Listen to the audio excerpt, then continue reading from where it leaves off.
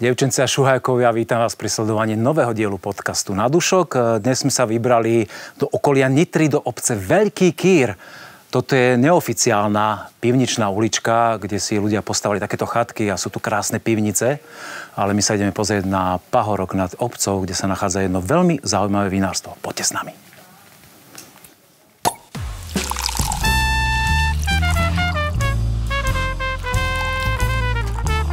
Na dúšok s Petkom. Sme na pahorku nad obcov Veľký Kýr. A tu je vinárstvo Veľkýr alebo Veľkér. To sa dozvieme, keď vkročíme. Tu by nás mali čakať.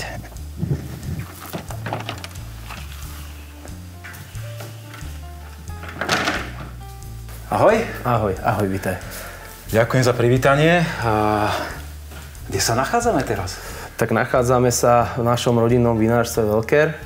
A teraz som ťa privítal v našej novej predajni, ktorej sme sa teda cez túto dvojročnú koronovú prestávku trošku venovali a prelobili sme tento starý priestor z 80. rokov na nejakú modernejšiu predajňu. Áno, klame to telom, keď človek príde zvonku, tak vidí taký old school a zrazu vkročí dovnútra, tu takýto minimalizmus, drevo. Áno. A naozaj vynikne tu len to víno, ktoré tu máte vystavené v tejto predajni a mne to osobne veľmi konvenuje tento systém, že takýto fakt, že dýcha to tu a normálne aj cítiť aroma dreva, ešte, že to aj takou novotou to tu vonia. Áno. A možno bude cítiť aromu toho vína, ktoré som si prichystal. Áno, dúfajme, že to tak bude. Práve ide o to, aby tu nebolo veľa vnemov, aby tie vnemy išli všetky na to víno. A funguje to, lebo hneď som si to všimol. Vidíš to, že tie bublinky tu čakajú, aby neoteplali? Áno, ja som vybral ako prvé víno, že by sme mohli ochutnať Riesling Vlašský, sekt, čo je zaujímavé, že je to jednoodrodový sekt z Nitrianskej oblasti. O to nám išlo, aby sme tú tradičnú odrodu vniesli do fľaše a tradičnou metódou z nej vyrobili sekt. Ja ho aj otvorím. Máš to zmáknuté, áno? Nechcel si hrať frajera, že by si vytiahol šabličku a tu to robil sabráš? Nie, určite som nechcel robiť frajera. Ďakujem pekne, chutnáme. Tak ešte si najprv samozrejme štrngneme na privítanie teda. Áno. Ja som tu úplne poprvýkrát, takže pre mňa je všetko nové a budem sa veľa pýtať určite dnes. To sa dá tešiť. Na zdravie.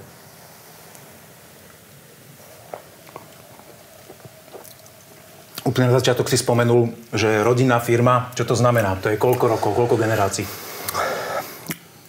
Tým, že moji predkovia boli vlastne ľudia, ktorí pracovali na poliach, tak nemáme presne zmapované koľko generácií, ale tak rozprávkou by som to mohol povedať, že dedov a dedovho dedov. Takže viac generácií robilo víno alebo venovalo sa pôdohospodárstvu. A aktuálne pracujeme v podstate 3 generácie v tomto vinárstve. Ty si ktorá z nich? Ja som tá najmladšia aktuálne. A máš aj následníka nejakého už? Mám dve dievčatá, takže uvidíme, ako sa to... A už ich to zaujíma? Koľko majú rokov teraz? Maličké sú. Ešte maličké. Hej. Ešte v detskom stave, že ešte to nie je úplne pre nich kategória toto, že zaujímať sa o to, čo tatina robí. Ešte sme v plienkovom stave. Takže... Veľmi pekný sekt. Veľmi ma baví hneď na prvú krásna šťavnatosť, že neskutočne šťavnatý, kyselinka, ale pritom aj extrakt je tam, je cítiť. Neviem, aká kategória? Sme brút. Sme brút. Zvyškový cukor trošku? Sme brút, zvyškový cukor okolo 10-11 gramov na liter.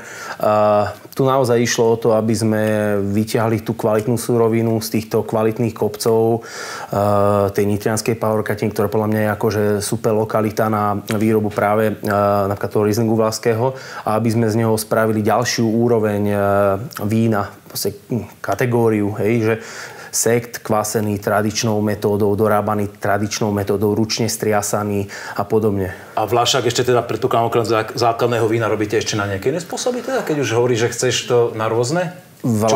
Čo je ešte? Vlašák je veľmi plastická odroda, by som tak povedal. A keď povieme, že máme dobrý ročník, tak Vlašák vieme oberať od nejakých 17 cukru až po koľko chceme.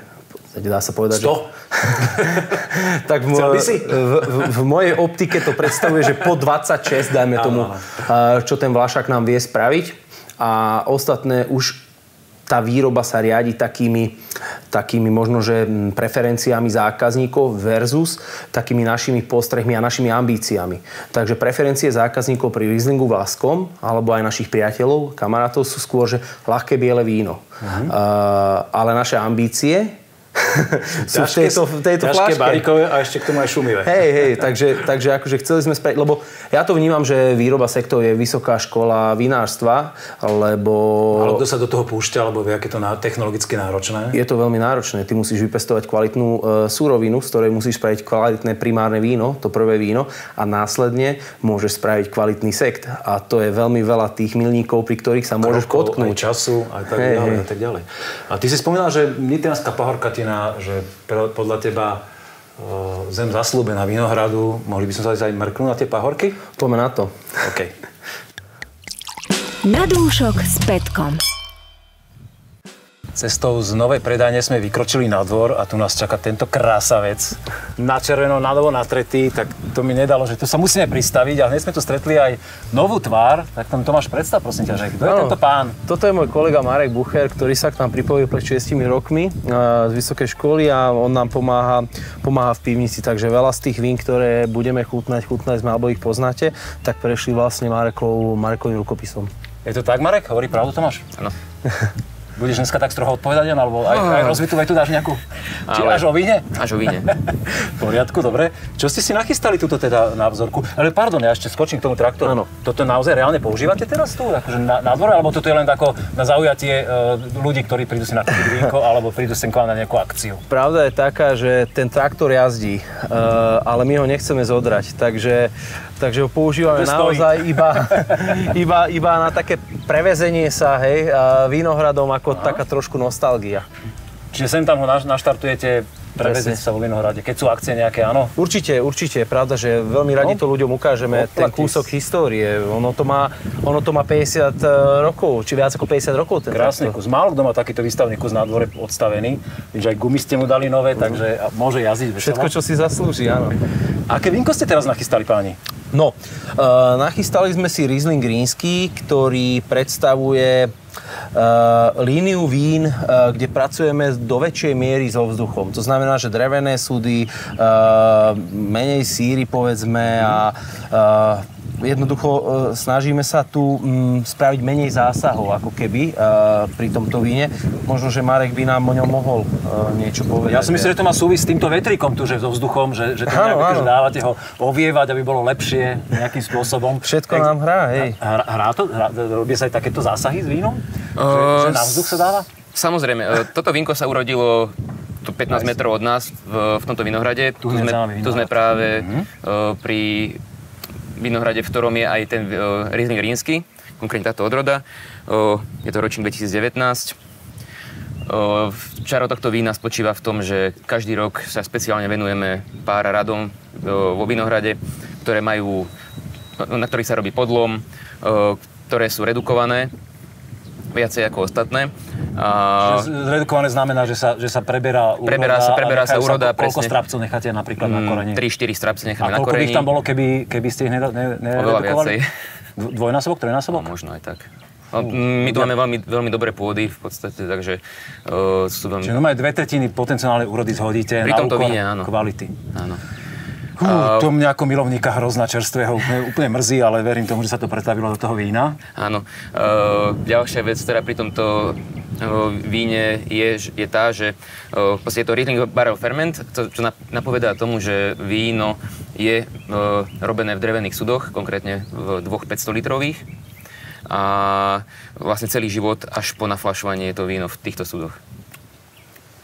No, vínko nám postupne oxiduje, alebo mikrooxiduje a... Ale to je zámer, áno, samozrejme. Áno. Ten štýl. Ja som si už ochutnal medzi tým, jak rozprávaš, lebo som nevidržal, keď o tom tak pekne kvetnato a pútavo až poeticky rozprávaš. tá chuť toho vína je veľmi intenzívne, to drevo sa tam prejavuje stále podľa mňa. Myslím si, že ešte to má čas akože na zretie, že ešte to veľmi mladúčké, takéto chutnanie. Má veľmi zaujímavé, okrem tej takej korenisto...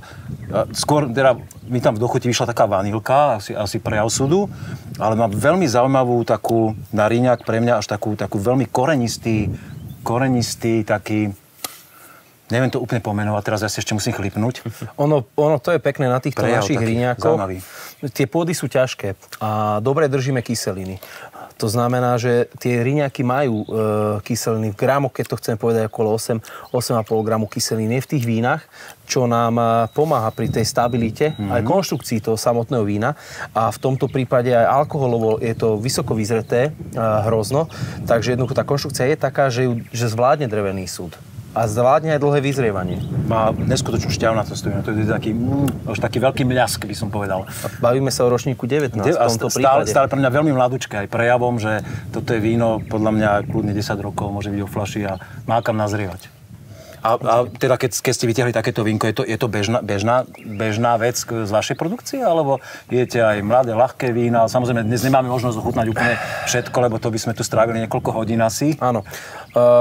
Tak stratégia, alebo jak by som povedal, náš pohľad na víno je také, že často nám to hrozno povie, že na čo ho určiť. A áno, vo všeobecnosti sa dá povedať, že 70-80% našich vín je možno ľahších na také dennodenné pitie. Ale máme aj vlastne, ako som spomínal, tú líniu vín, ktorá je možno na také dumanie, alebo na archív, alebo na výnimočné príležitosti. Alebo na podcast? Alebo na podcast, hej, to sú tie výnimočné príležitosti. Ďakujem. No dobre, ja som nadšený, mi sa tento štýl vína veľmi páči. Dozrie u vás takéto víno, ríňak na tie typické tie petrolejové tóny, príklad? Dozrievajú, ale väčšinou práve tie ríňaky, ktoré sú v obmedzenom kontakte so drevom.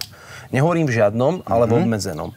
A tam sa také tie petrolejové tóny prejavujú alebo presadzujú skôr. A pri takýchto vínach, ktoré prešli tým dreveným alebo drevenou fermentáciou v dreve, tak tam to teda trvá dlhšie. A je to viac o tej ovocnosti, asi o tej štruktúre toho vína? O tej štruktúre, hej. Krásne páni. Ja som zatiaľ nadšený z obidvoch vzoriek, ktoré sme tu mali. My tu stojíme teraz pred vinohradmi, kde je ten riňák. Ale vy ste spomínali, že máte nejakú parádnu maringotku, že by sme mohli sa aj previesť na tom traktore a až tam? Presuňme sa tam a poďme to pozrieť. Viete to naštartovať? Ukážete nám to? Skúsime to. OK, poďme do vinohradu.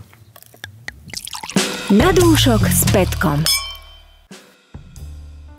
V predchádzajúcom vstupe sme hovorili, že ideme sa pozrieť k vašej maringotke, ale po ceste sme našli túto nádhernú vlečku, na ktorej teraz sedíme. Ja som povedal, že prosím ťa, zmeňme scénu, že mi sa to tu tak veľmi páči. Máme zrazu ten nadhľad a vidíme aj tie krásne, vysadené, perfektné vinohrady, ktorých tu máte 18 hektárov, si hovoril. 18 hektárov za nami. To je kusisko zeme, vysadený viničom.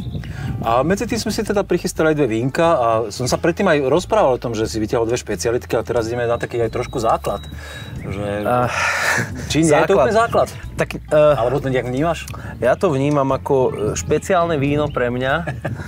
Žiadne základné vína tu neexistujú, len špeciálne. Ja neviem, ku každému vínu človek má vzťah, keď ho teda robí, alebo dokonca toto je víno, ktoré vlastne som vytvoril, hej, že 3 rúže, kuve 3 rúžových vín.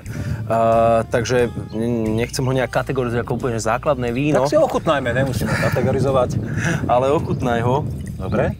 A vlastne ešte mi napadlo, že ja som úplne na začiatku, mi nebolo jasné, či veľkýr alebo veľkér, a teda, že ako je to správne? Povedz. Tak my názov pre naše vinárstvo sme si zvolili cestu ako keby lokálnu a čerpali sme zo staromaďarského názva obce, takže preto to vyslovene veľkér. Veľkér po maďarsky čítal. Áno, niekto povie po holandsky, ale my...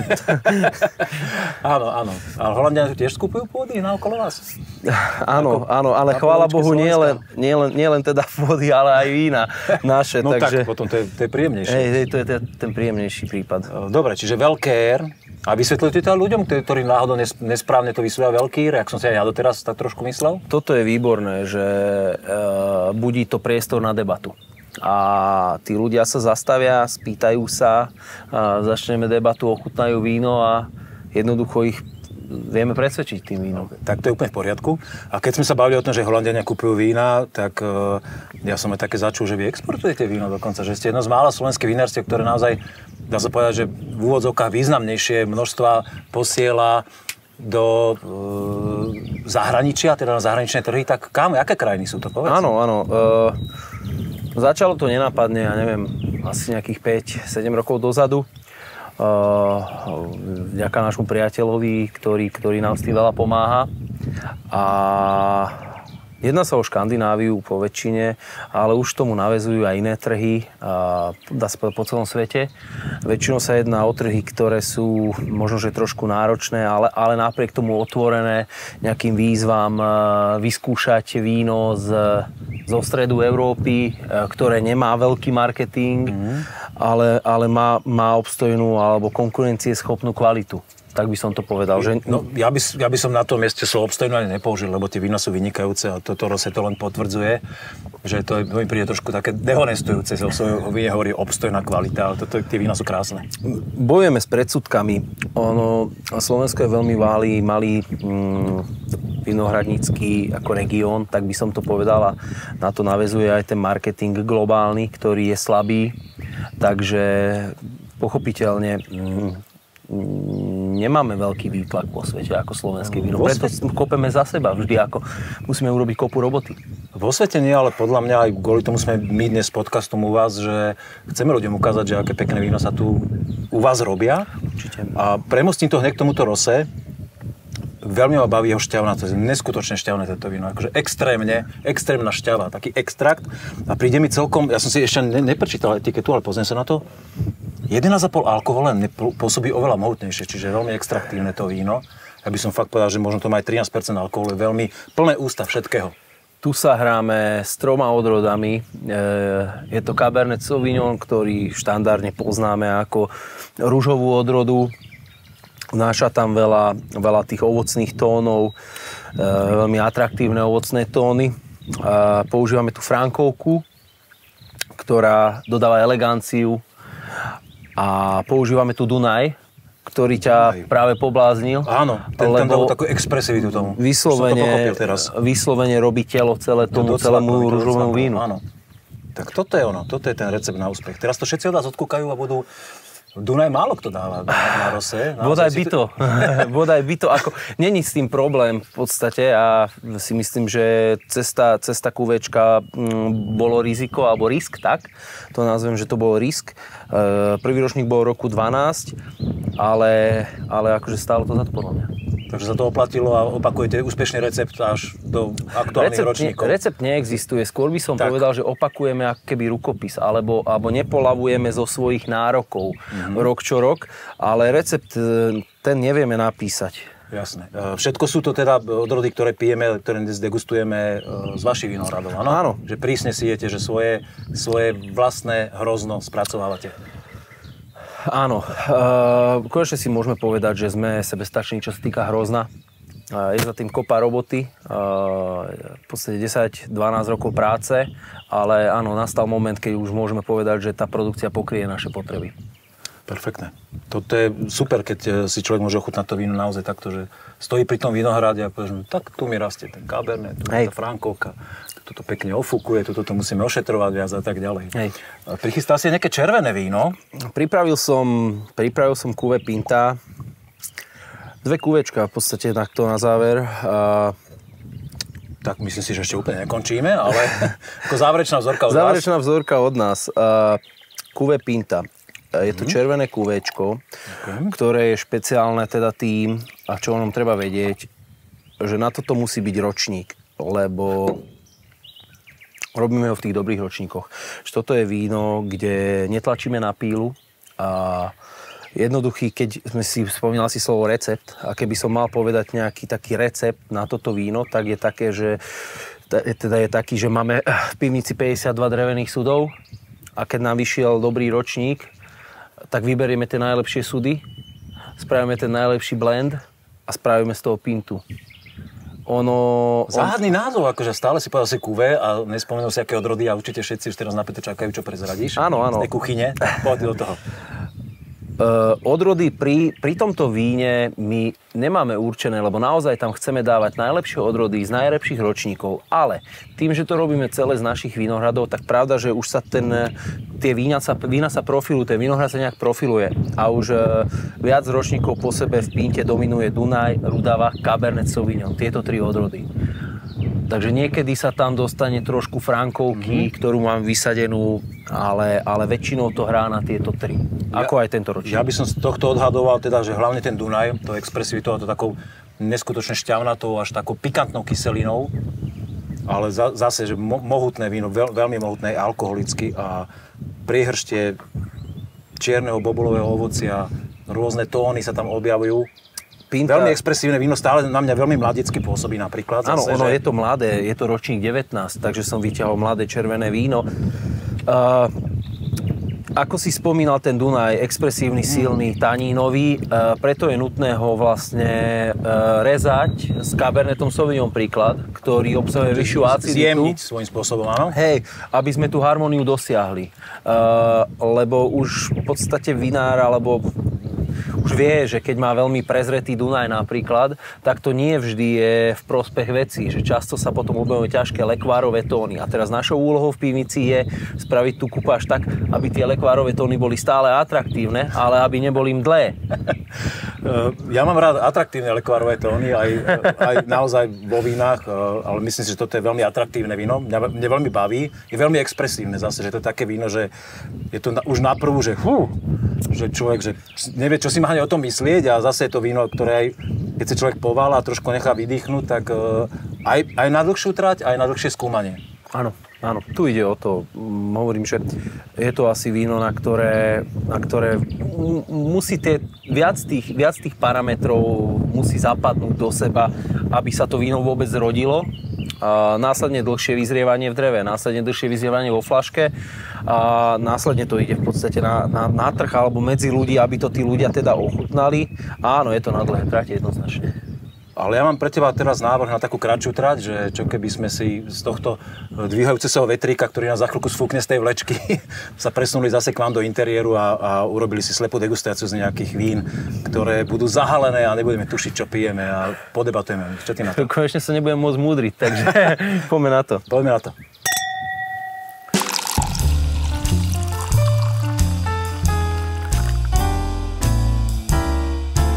Slepá degustácia. Slepá degustácia. Nachádzame sa teraz v originálnej zo 72. roku, si hovoril? Áno. Miestnosti, kde robíte ešte degustácie. To dýcha naozaj históriu, je to veľmi tak retro zariadené priestor. Ale my tu ideme piť nové vína, také, že nie žiadne retro, ale žiadne archívne, ale vínka od nejakých slovenských vinárov. Slepá degustácia, zahalené fľašky, ulieme si vínko, čokoľvek máte chuť k nemu povedať, tak si povedzte, páni. Martin sa znovu k nám pridal ako technológ, určite bude mať do toho čo povedať. Keď chcete hodnotiť, nedaj Bože dávať body, ako keby ste sedeli na súťažnej komisii, hovorte tak. Keď chcete vínko len tak zhodnotiť, povedzte si, čo máte chuť. Myslíte na to, že to robili vaši kolegovia, nalopotili sa na tom rovnako ako vy. Čakajú pochválne slova, ale len keď si ich zaslúžia, samozrejme. Nech sa páči, páni. Tak farba nasvedčuje tomu, že bude to teda staršie víno, lebo je tam farvesíta, alebo je tam vyšší dotyk teda oxidácie, hej, ako myslím, že pozitívnej. A ja tam vidím nejaké perlenie, také jemné už vo vzhľade. Áno, vidím som aj také malé COčko.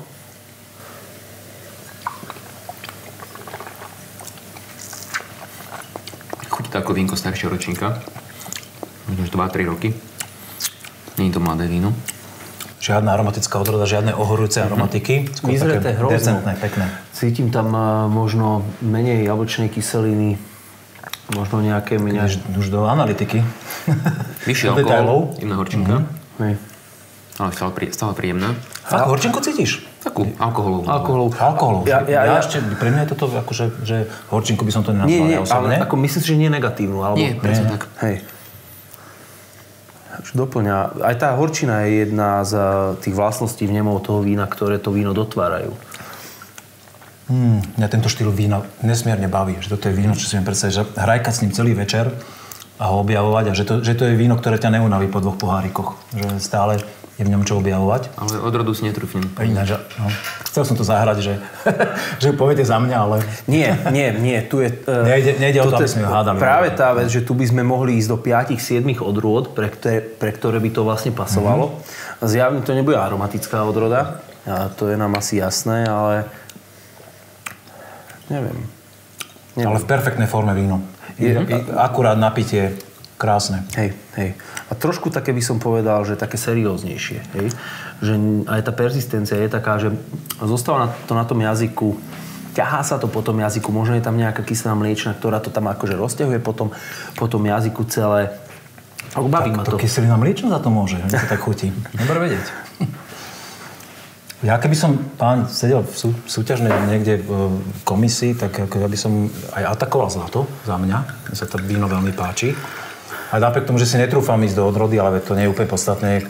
Dôležité je, že to víno je harmonické a fakt, že veľmi pekné. No, máme tu zmenu, trošku odlišná farba. To malo také zelené odtiene a tuto sme výrazne v tej zlatistej farbe.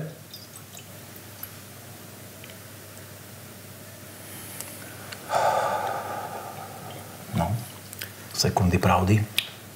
Marek? Poď ty teraz prvý.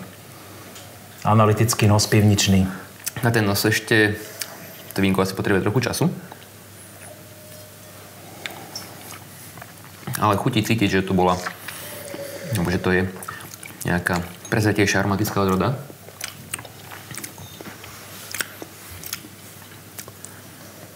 Ja by som naprvé do tých povedal, že tramín okamžite, alebo tramínová stopa. Niečo také. Ale je krásne šťavnaté to víno zase za tým a suché. Áno. Presne tak. Že človek by čakal také sladšie niečo z tej aromatiky a zrazu krásne suché vínko šťavnaté. Stále dobrých kyselinách. Takže ja trošku sa bije sa mi to v hlave, že má to, myslím si, že je to do aromatickejších odrôd, hej, do tramínovejších odrôd. Myslím si, že je to vyzretejšia surovina, ale taktiež má veľa kyselín a napríklad pri tramínoch vieme, že tie kyseliny strácajú hneď. Alebo takže rýchlo. To je podozrivé teraz. Tak, nemyslím si, že je to podozrivé, skôr si myslím, že to je buď nejaké špecifikum ročníka, alebo tramínový kríženec. Presne tak, ale devín by som tiež nepovedal. Bude to nejaký ročník 20 niečoho, čo bol taký neštandardný rok, alebo naozaj nejaký kríženec, nejaký novošľachtenec. Z 20 by som z toho tiež vylúčil, už len za tú štruktúru toho vína a tú farbu. Ale zase baví ma to víno. Áno. Je krásne. Je už krásne. Aj druhá vzorka je veľmi, veľmi pekná. Krásne široké telo. Myslíte, že aj to červené to prečí nejak? Trošku mi prisun ten pohárik, prosím ťa, lebo táto karafa naša, to je trošku alchýmia. Ekvilibristika po pár predegustovaných vzorkách, aby sme to zvládli.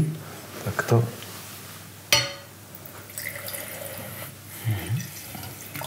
Tým, že máme vínko v karafe, tak je už predýchnuté. Keby to bol aj starší ročník, tak mal čas sa rozvinúť. Ale teda naozaj netušíme, okrem produkcie chlapcov, ktorí nám to nachystali, či je to vínko staršie alebo mladšie. Jedine, čo vieme si vizualizovať, je farba a poďme ho zhodnotiť. Máme hlboká farba.